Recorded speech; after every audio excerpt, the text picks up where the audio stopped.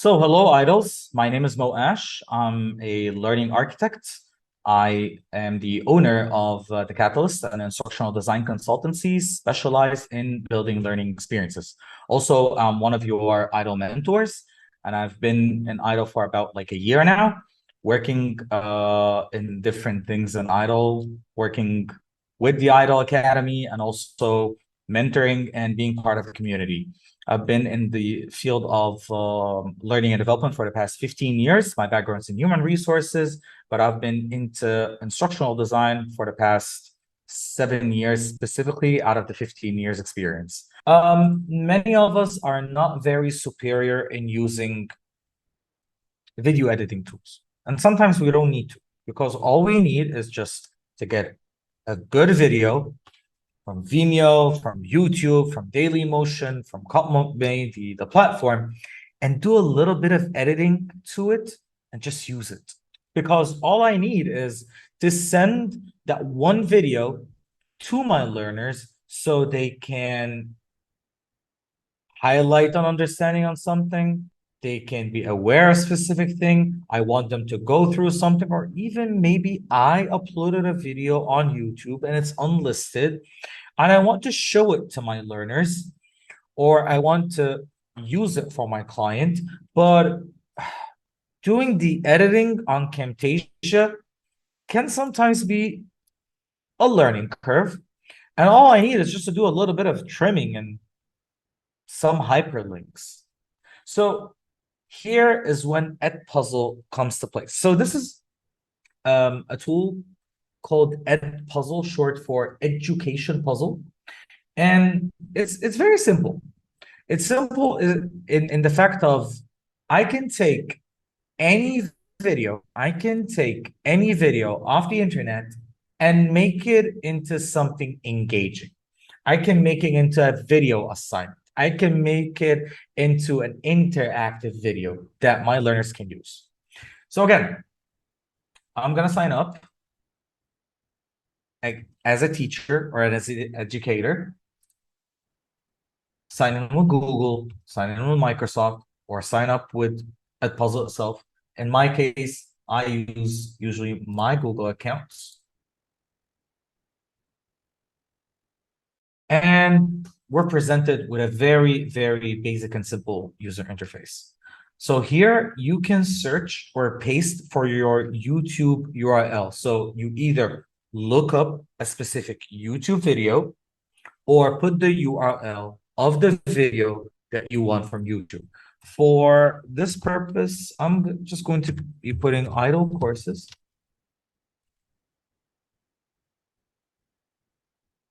Just gonna choose YouTube. Oh, here's idle. And which video to choose? Okay, my video. A lot of ego stroking happening right now, a lot of vanity. So I'm just gonna use my video.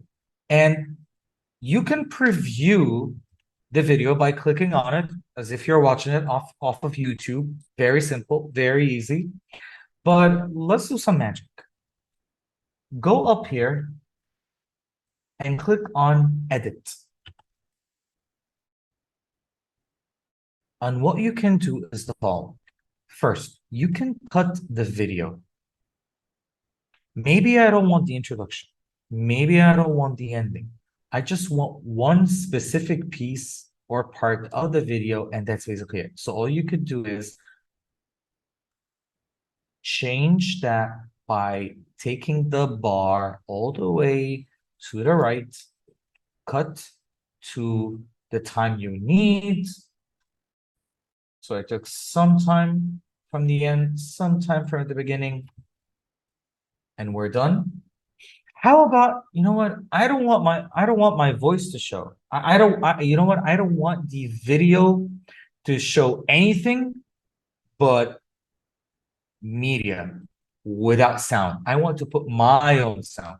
I want to do a voiceover over the video.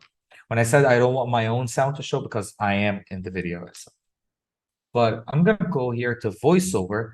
But since this is a YouTube video that is restricted and has permissions, the voiceover now is blocked to comply with YouTube terms of service. If your video is unlisted or you uploaded your own video, which is something that we're going to be able to show, I could actually put a voiceover, but also I could use questions. Questions. I can add a multiple choice question, feedback, right? Feedback. Wrong. And here I would choose that this is the correct one and this is the incorrect one. I could leave feedback, type your feedback here, type your feedback here. So let's review this again. If you clicked on question, it would show the question. If you clicked on feedback, it would show you the feedback. We're done. Just gonna put save. And now I need to place the question that looks like a droplet, basically, at a specific time in the video. So what would happen is that when the video is playing, it would stop and the question would show, and you would need to choose which answer of the two answers that you have. You can have more in order for you to be able to continue on previewing the video. Okay. Also, I can add more questions. I can add an open-ended question. It's putting up the question, no correct answer, no ideal answer. That's basically it. Also, you can allow audio responses so people can actually record their responses in audio format. You could do that as well. Okay, so let's just say demo, for instance, save. And the droplet would decide where to leave and drop the question. Or I can add a note. And I do love adding notes because you can leave resources. You can leave external links. You can leave further readings. You can put a lot in those notes. So it's not only a note where you're just putting some text. You can actually leave more information to the learner if you're using this in an asynchronous format before or after a session, so they can be making an assessment, maybe doing a poll, doing a survey before a session or after a session, or it can be left as a homework and they need to send something to you, for instance, or even during session, you could send it to them, put them into breakout rooms, and they can just be engaged. And when you're doing questions in this kind of format, please do not put questions that would dictate a right or wrong answer in a very simple format. Try to put problem-based questions. Try to make those questions something that are not targeting the memory of the learner, but rather trying to challenge the learner or what was mentioned. Okay. Once I'm done with all of that, I'm going to click on finish. I'm done. And what I could do is go to share preview. See, this wasn't shown before. I'm going to click on share preview, and I could either copy this link and send it to my learners in an email, or I can embed this in an LMS.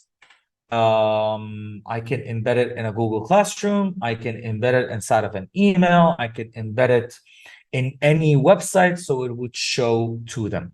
Okay. Now, what we've just witnessed was using a YouTube video. What if I want to upload my own video? I'm going to go back here and I'm going to go to the blue button in the upper right. And I'll choose upload video. Obviously, you can actually record the video using your own camera, but I don't really recommend it. But I'm just going to go for upload video. I can go and upload from my Google Drive, or I'm going to choose a file from my own hard drive.